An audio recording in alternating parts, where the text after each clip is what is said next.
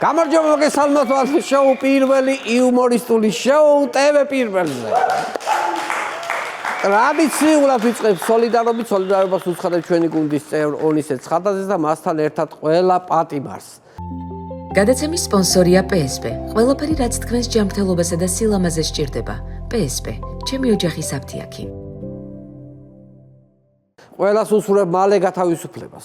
არ მინდა ცუდი წინასწარმეტყველება გამომივიდეს.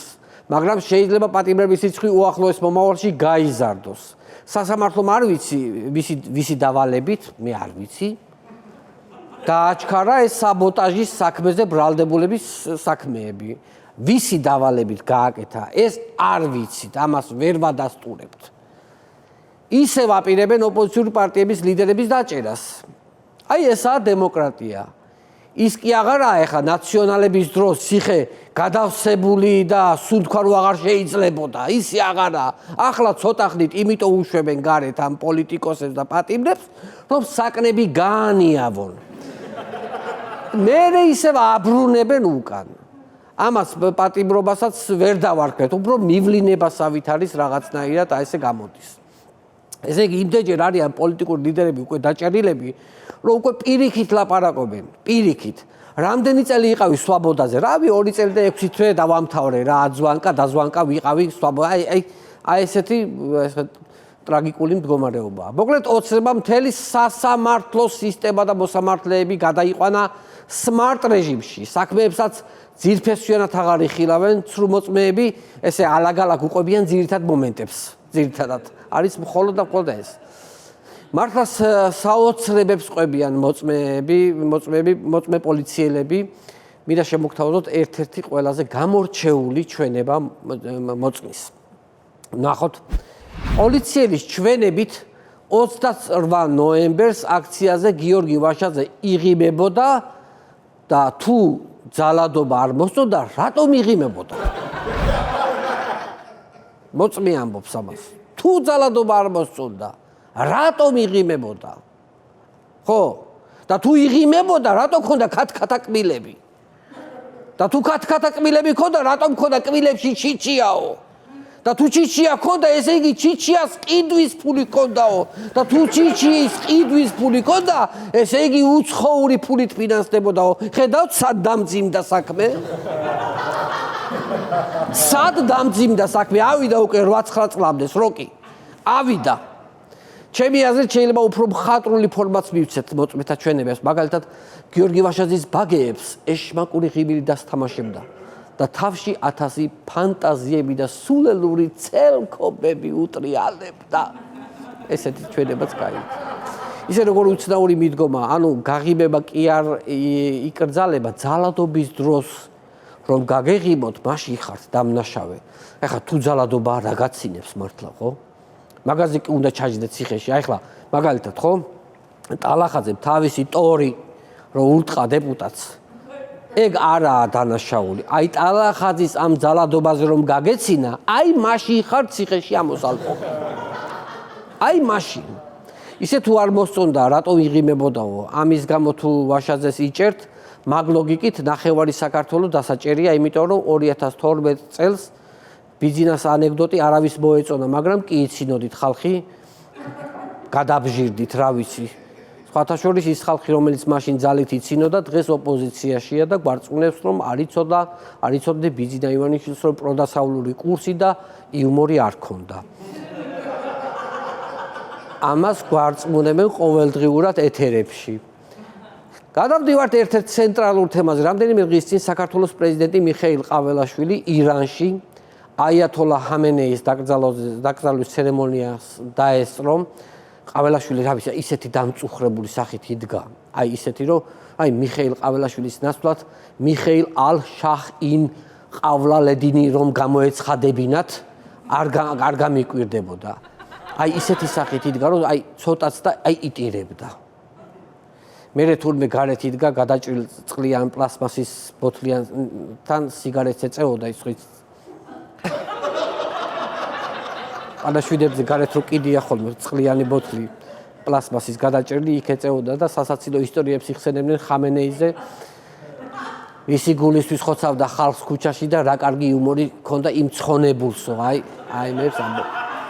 ხომ გონიათ რომ მიხეილ ყაველაშვილმა თავი ამ ვიზიტით გაგვაოცა.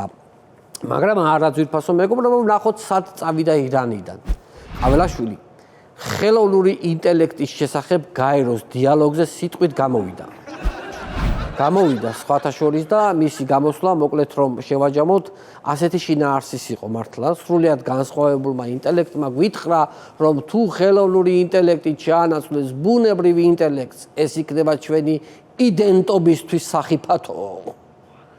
რა ვიცი, ეს იგივეა ახლა მე რომ სიტყვით გამოვიდე მსოფლიო სამეჯლისო ცეკვების საერთაშორისო ფორუმზე და ვისაუბრო როგორ უქმნის საფრთხეს სამეჯლისო ცეკვები ხალხურ ცეკვებს. გახსოვთ ალბათ ჩემი ქორეოგრაფიული მონაცემები და ანუ მიხვდებით რომ იმ ფორუმზე საერთოდ არც უნდა მახსენოს არავინ. მსოფლიო ხელოვნურ ინტელექტს ავითარებს, ხოლო ქართული ოცნება ავითარებს სქროლვის დეპარტამენტს. ნახოთ რა შედეგები გვაქვს მიმდინარე კვირაში. კალაძის შეურაცხყოფისა და უსამართლო უცენზურო გამონათქვამებისთვის თელავისა და გურჯაანის სასამართლოებმა 2 მოქალაქე დააჯარიმეს. კალაძის შეურაცხყოფისთვის ხალხს რომ აჯარიმებენ, მაგ დროს მიწა რატომ არ უსკდება კალაძის ფეხქვეშ, ეგ არ ვიცი. ქართულ პოლიტიკაში შეურაცხყოფის დამფუძნებელია პირდაპირ კახი კალაძე. მთაწმინდიდან გამოექანეთ, სიგრძეს გეყოფათ და სიგანეთს, რას გავხართ, უტიფარო და რა ვიცი კიდე რამდენი. ერთადერთი პანჩური არ ამოურტყავს ჟურნალისტ გოგოსთვის, თორე სხვა ყველაფერი აქვს ნაკადრები კახი კალაძეს. კალაძე რადგან ვახსენე, არ შემიძლია არ შევეხო დედაქალაქში წვიმის შემდეგ ქუჩების დატბორვის თემას. ესე იგი, თბილისში ხალხს წვიმის მოსვლის ეშინია. მართლა ესეა, იტბორება მთელი ქალაქი. წვიმა რო იწყებს მოსვლას, ხალხი სახლიდან არ გამოდის, რადგან არ იციან რომელი დინება საით წაიღებს.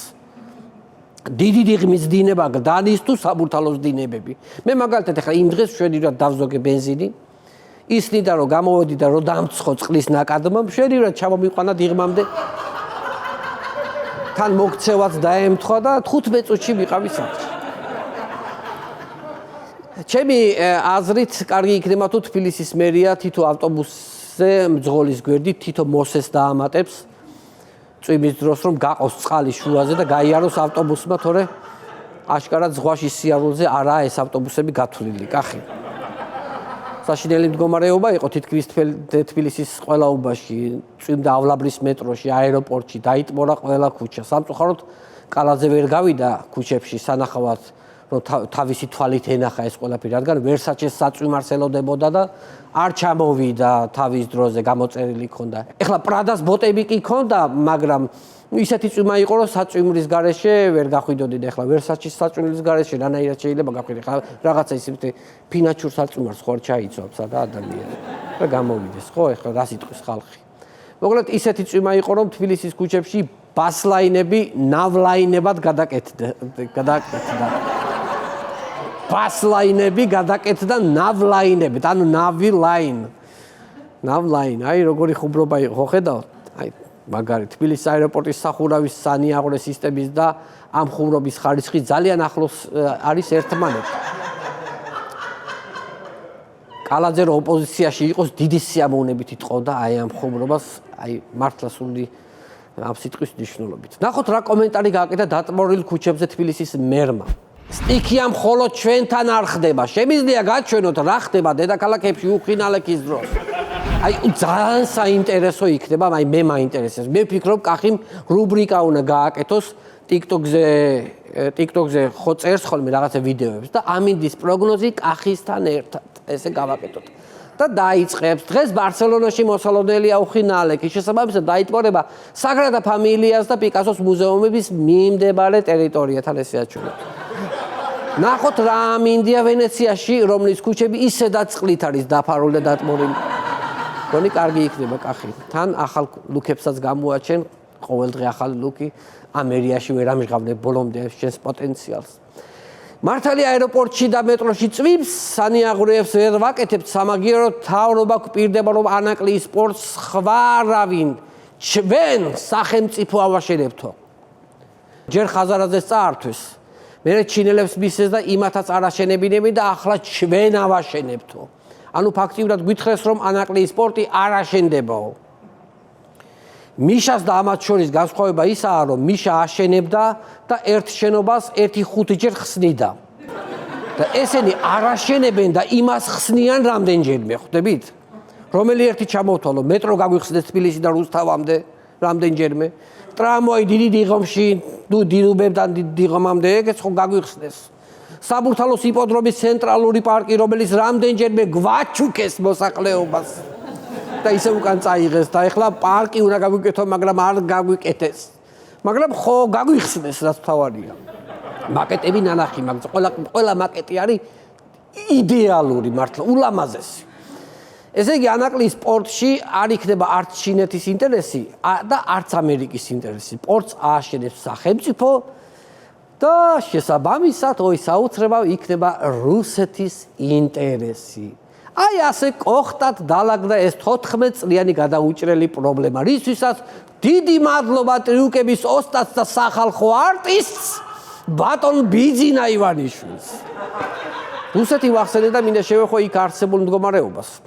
დიდი ამბებია რუსეთში. ისეთ მდგომარეობაში ჩააგდო უკრაინამ, რომ პუტინი უკვე მზად არის ნებისმიერი მოლაპარაკებისთვის. რომელიმე ნეიტრალურ ქვეყანაში შეხვედრაზეც მზად არიან, უბრალოდ პუტინი ფიზიკურად ვერ ჩადის, რადგან ბენზინი არ აქვს. და იმ ხელა რიგში ახლა კიდე არ ჩავდგებიო, მეო ესეთ განუცხადებია. ალბათ თქვენც ნახეთ კილომეტრიანი რიგები ბენზინ გასამართ სადგურებთან 3 დღეშივე კიევი უნდა ავიღოთო და ახლა 3 დღე რიგში დგანან, რომ 20 ლიტრი ბენზინი აიღონ რამენაირად. ესეთ მდგომარეობაში არიან. სანამ შემდეგ თემაზე გადავალ, ერთ გამოცანას გეტყვით. კავკასიის რეგიონში ერთ-ერთ ქვეყანაში ცხოვრობდა ერთი ოლიგარქი. მას სახლში ჰყავდა გარეული ცხოველების რამდენიმე სახეობა. ვინ არის ეს ოლიგარქი? მოდი დაგასწრებთ პასუხს. მე რამე უხერხულ სიტუაციაში რა აღმოჩნდეთ. ეს არის სომეხი ოლიგარქი წარუკიანი. პირველად თქვენს ალბათ სხვა ვერსია მოგივიდათ თავში. ხო, მოდი ახლა ნახოთ რა დაემართა ამ სომეხ ოლიგარქს. სომხეთში პრორუსი ოლიგარქი წარუკიანი დააკავეს. მის რეზიდენციაში მყოფი ლომები და ვეფხვები ერევნის ზოოპარკში გადაიყვანეს. ახლა თქვენც იგივე გაგეფიქრათ, ხო, ეს ცხოველებზე თან მოდი ახლა ვნახოთ როგორ გააშუქა ეს ფაქტი ტელეკომპანია იმედმა. სომხეთის პროკურატურამ ოპოზიციის ლიდერი გარიგ წარუკიანი დააპატიმრა. იმედი არადა ამ ქართს რომ წერდით, თქვენც იგივე გაიფიქრეთ, ალბათ ხო რა უნდა დაგეწერათ. ასია შენი როა, მაინც ცუდს ვერ ფიქრობ მასზე, ცუდს შენი როა. გული არ გიშვებს. ეს ლომები და ვეფხვები რათ უნდა და სახში არ ვიცი. ესე ზოგადად ამ ოლიგარქებს რაღაც ესეთი განდიდების მანიები სჭირთ, რომ აი რაღაცა გარეული ცხოველები უნდა ჰყავდეთ. ეხლა ლომი რო ჰყავდა ამას, ალბათ ფიქრობდა, რომ აი ლომი ცხოველთა მეფეა და ისიც რაღაც ესეთი სამყაროს მეფეა, ეს წარუკიანი და მაგით ჰყავდა ლომები და ვეფხვები. მაგრამ ამ ჩვენსაც ეხლა პინგვინები და ლემურები რო ჰყავს, ამით ნეტო რისი დამტკიცება უნდა საზოგადოებისთვის, მაგას ვერ ამოუხსენიე, რას გვანიშნებს ნეტა აი ამით. მინდა ერთი საინტერესო თემა გაგაცნოთ. უნგრეთში მადიარის ხელისუფლებაში მოსვლის შემდეგ გადაწყვიტეს წინა ხელისუფლების პროპაგანდისტული საზოგადოებრივ არხზე რეფორმა გაატარონ, არხი გამორთეს და ეკრანზე განათავსეს წარწერა. ნახოთ რა წერია ეკრანზე. საზოგადოებრივი მედია არ უნდა იტყუებოდეს. ბოდის გიხდით, რომ ამას მრავალი წლის განმავლობაში ვაკეთებდით. აი ესეთი წარწერა არის გამოტანილი ტელეეკრანზე. ჩვენთან რო შეიცვლება ყველაფერი ჩვენც იგივე უნდა ვქნათ, დავხუროთ საზოგადოებრივი მაუწყებელი და უნდა გამოვიტანოთ ვასიკო მაღლაფერიძის სურათი და მივაწეროთ წარწერა. ბოდის გიხდით, რომ ამდენი ხანი გატყუებდით და აი ასეთი გაურკვეველი ფორმის ულვაშებისთვის. ეხლა მოდი შევთანხმდეთ, რომ ვასიკოს ულვაშები მართლა არაფერში არ წერია, აი სულ რაღაცნაირი, უცნაურია რა. ჩვენთან ბოდიში მგონი არ კმარა, მაგრამ ჩვენთან სანამ რეორგანიზაცია მოხდება, ცრემლები უნდა სდიოდეს ეკრანს ერთი თვე და მე უნდა დავიწყოთ საზოგადოებრივი მაუწყებლის რეფორმირება. მოდი რეგიონებსაც შევეხოთ, ნახოთ საინტერესო სიახლე კასპიდან, ძალიან კასპში ძალიან ქუხს, კასპი ქუხს ვიფასო მეგობრებო. ნახოთ კასპის მერი გაკეთებული საქმეების გაშუქებას დრონით და ლინზებიანი ფოტოაპარატით იწყებს. და ამ ყველაფერში 10,000 ლარზე მეტი გადაიხადა. ამ ხელა დრონი, ამ ხელა ლინზით კამერა რასაჭიროა. კასპში რასაც აკეთებს ეს მთავრობა მაგას ფანრიანი ნოკიაც ეყოფა თავისუფლად. თუ რამე დაამატე, მე 1 გიგაბაიტიან ჩიპს შესვავ იქ ნოკიაში ჯდება იქ თავში გვერდულად და ეგ არის რა. აი ახლა მე ვფიქრობ, ხა დავფიქრდი ხო ამ ინფორმაციაზე. მე მგონი აი მივხვდი რაც გაქვთ ჩაფიქრებული. ამ კაცმა ხო შემუსრა კასპში გეიკერები. და გეიქორწინებები ხო აკვეთა კასპში. აღიკვეთა ხო და კიდევ თუ სადმე გეიკერა შემორჩა, მაგასაც დრონებით მარტივად აღმოაჩენენ. მართალია ყველა გეი იგოეთის ტყეშია გახიზნული. მაგრამ ჩუმჩუმად მაინც ჩამოდიანო ქალაქში ლამაზი კაცების შესაყვარებლად. აი ესეთი ამბები ტრიალეს ბოლო 2 კვირაში 15 საჯიშე ლამაზი კასპელი კაცია დაკარგული. ვერ პოულობს ხალხი, ვერ პოულობენ. და დრონებით იპოვის დარჩენილ კერებს და უკვე წერტილოვან დარტყმებს განახორციელებს. ამის შემდეგ კასპი იქნება მსოფლიოში პირველი გეი სტერილული ქალაქი. აირისი გაკეთება უნდა სინამდვილეში. და ყოჩახმა გმირია. კასპის გმირია, დიახ. კი ბატონო. მონოლოგის ბოლოს მინდა ისევ საბოტაჟის თემას დაუბრუნდე და ძალიან დიდია შანსი მინდა გითხრათ რომ ყველა ოპოზიციური ლიდერი დაიჭირონ და შეაბრუნონ დიდი ხნით ციხეში. აი ახლა არის დრო რომ ყველა ოპოზიციონერი გაერთიანდეს და ერთ მუშტად შეიკრას. მაგრამ გაერთიანება ძალიან ჭირს, მე თუ გითხავთ, იმიტომ რომ ყველა პარტიას აქვს თავისი ხედვა. მოდი ახლა შევთანხმდეთ, რომ ყველა პარტიას აქვს თავისი ხედვა რიგ ფუნდამენტალურ საკითხებში, რთულია შეთანხმების მიღწევა, იმიტომ რომ რაღაცა წითელი ხაზები არსებობს პოლიტიკურ პარტიების გაერთიანების სტრატეგიებში. ზოგს ლიდერი უნდა, ზოგ პარტიას არ უნდა, ზოგს უნდა მშვიდობიანად გაისტუმროს ბიძი და ივანიშვილი. ზოგი საერთოდ მთავრობის თავისით ჩამოშლის მეთოდს ემხრობა. ერთი სიტყვით ყველას კი სვამენ ციხეში, მაგრამ ეს იმას არ ნიშნავს, რომ პარტიები რეპუტაციულად დაზიანდნენ რაღაცა სულელური გაერთიანებით. დაიჭერენ ლიდერებს, არა უშავს, გამოვლე 5-6 წელიწადში. საწავლენ რა და გააგრძელებენ ბრძოლას. არცად არ გვეჩქარება ჩვენ. სამაგიეროდ პარტიები შეინარჩუნებენ ღირსებას. აი ეს აქ მთავარი და ამიტომ ვერ დაგვამარცხებენ. სულ ოცნება კი იქნება ხელისუფლებაში, მაგრამ ოპოზიციას ვერ დაამარცხებენ. ვერასოდეს, დიახ. მადლობა, ეს იყო ჩემი მონოლოგი. იმედია შევშოუს უმალე გააფორმეთ ბენდი. ხამურალეგეშვილის ხელმძღვანელი. დიდი მადლობა. გადაცემის სპონსორია PSP. ყველაფერი რაც თქვენს ჯანმრთელობასა და სილამაზეს სჭირდება. PSP. ჩემი ოჯახის აფთიაქი.